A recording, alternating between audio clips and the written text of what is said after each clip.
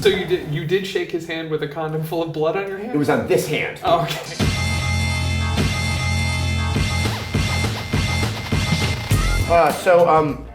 Did you notice? Obviously, games were like way exciting this week. No, but the stuff with the Emmys. Mm-hmm. Like, yeah. 15 nominations for the Netflix shows because, I mean, yeah, we watch them on our television sets. Right. But they're not televised. Yeah, they're all done at once, which is kind of cool. I think it's a great shakeup for the television industry because if you remember in 1999 when The Sopranos was nominated for the first time, everyone was going, "Oh my God, It's HBO. cable!" Because before that, they had the Cable Ace Awards. Yes. Oh. Because, I mean, who doesn't want to have a Cable Ace Award? It's like, hey, you over here in the segregated area. It's like the concentration camp, cleaner of the year. Yeah. Award. Yeah. So they came in, changed the industry within 15 years, and now Netflix is doing this with their own original programming, and Amazon is doing. They have 2 shows that they're working on, Alpha House and Betas. I mean, as time goes on, I expect to see that from Hulu, from Crackle and Franklin. I don't know what all the other Franklin, shows yes. are. I love the original programming on Franklin. There's that great seriously. show, Josh. And then they have the kid show, Emily. Yeah. It's a really good one. I like that. Emily gets into so many crazy adventures. Yeah, like that time she did the stuff. Oh, with Todd. Yeah. Yeah. That was good. That was I my don't know favorite. what you guys are talking about. I mean, it's a sensible way of distributing content. It's like the whole conceit. And it's interesting. Ever since I started working here, it's like, there's certain rules that were predicated by television, and I think we sometimes try to carry them over just to give the essence of television, but they really are rules that are not necessitated by the platform, like timing, how long something is, when it goes up, all those kind of matters. And I think like dumping a 13 episode show all at once really is like the epitome of that. No, I really like doing that. I mean, I don't watch a ton of stuff on TV as it's airing. I typically let a show end and then go back and watch it. Yeah. But having a week-long break between every episode, it's like you forget what happens almost. And there is if it's a really good show, that sense of desire to see, it's like say Breaking Bad. I mean, I watched the first 3 seasons on DVD, and yes, there were times when I'm like, I need to stop. This is a little much. Yeah. But when I finally started watching the actual broadcast of it, it's like, no, come on. I can see why they do that because it keeps you interested for longer. That's why I'm sort of surprised that Netflix didn't do that because like somebody could just sign up for Netflix, watch all the episodes in 3 days, and then cancel their subscription. Yeah, they could do that, but then Netflix is also they're adding more original programming every month to kind of keep There's a people reason in to there. stay on. There is, what's the new one? Orange is the New Black. Yeah. Is the other one. But I think in that sense, it's like a World of Warcraft model. Yes, there are probably some people that are going to cancel their subscription, but there's also going to be a lot of those people that just stop playing and don't feel like taking the effort to stop paying, $10 a month or whatever it is. Right. I mean, I wish there were certain games, much like Arrested Development. The season started off very, very slow, and yes, it did. Yeah, and so I was sitting there going, when is this going to get better? And it did around the Job, which was episode 7. I wish someone said skip the first 6. Go to episode 7 and then begin from there. Also, it was I'm blanking on the name of the creator of it. Mitch Hurwitz? Yeah. He's kind of said, don't watch this back to back. It's not designed that way. And that part is interesting to me because we do have to sort of look at how we design, structure, and like what the rhythm is for this type of programming, because if you have all the episodes there, you need to assume that someone is going to watch them back to back. Yeah. And that you're not going to have that week in between, which sometimes benefits a show in other situations. Right.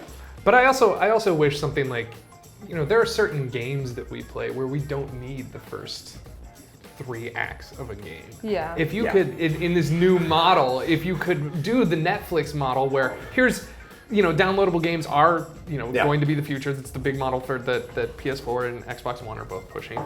If there was a way where we could have these huge games where, it'll never happen, but the creators kind of know, the first 3 acts are bullshit. Okay, well, let's skip them. Okay, if you had a Zelda game, nobody would be willing to admit that about their own game. If Nintendo came out and said with their new Zelda game, if you download it, you have the option for a different price to just start downloading after the tutorial. Because I've played every Zelda. I don't but there's also, take the flip of that. Like, let's say Last of Us. Mm-hmm. You can download the first chapter. But then you don't like it, there. You spent $3 or whatever. Right. But then, you can buy into more, you can buy into more, you can buy into more. I mean, that's such a perfectly narrative game that's all linear in its story that it makes it easy. Mm-hmm. But I mean, that's a way to get away from the $60 price tag as an absolute.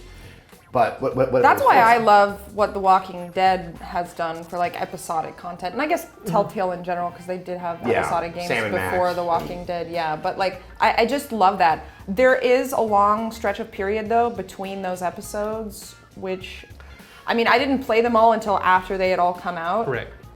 Which is how I feel like it should be played, because again, you do forget a lot of stuff in 3 months. I was so sad.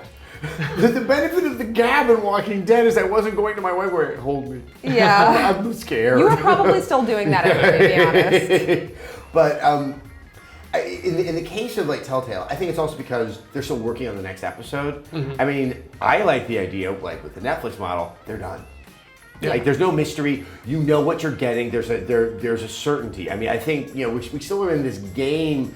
Remember Sid episodes? Yeah. I mean, no one was yearning for episode 2, but you're getting engaged. You're putting down your money with the sense that there's going to be future content, and it's still a question mark if that's going to happen. I think that's the game industry needs to stop that kind of uncertain relationship with their audience. Make the game, chop it up into pieces, sell it as a whole, sell it as its parts. Yeah. I mean, I would like to. There are certain parts of The Walking Dead. There are certain episodes that I would have skipped.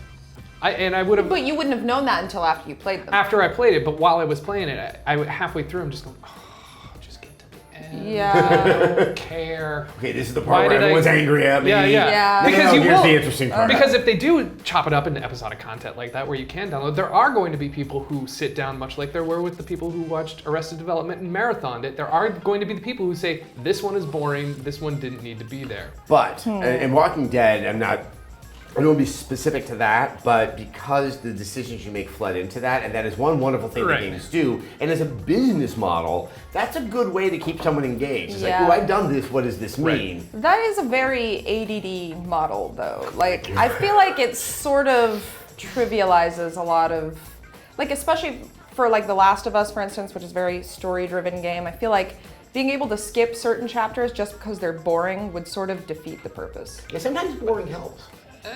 Not me. I'm one of those ADD people who's like, get to the point. I'm totally that way too. Shocking, right? Wow, shocking. I want immediate gratification of everything I do. Yeah.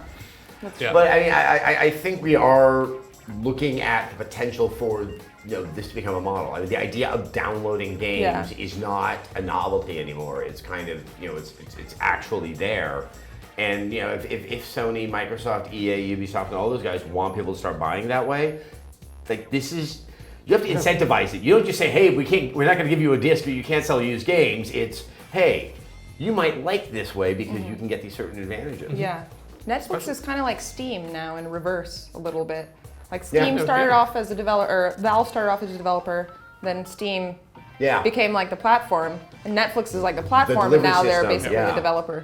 Yeah, it's especially going to change in the next couple of years because they are really ramping up development. They're actually been quoted as saying, we want to become HBO before HBO becomes Netflix. Yeah. And that's what they're doing. Yeah. They did it this year. They had a good start. All I can say is TV, not gonna miss you. It was nice knowing you. Yeah, nice knowing you, TV. Uh-huh.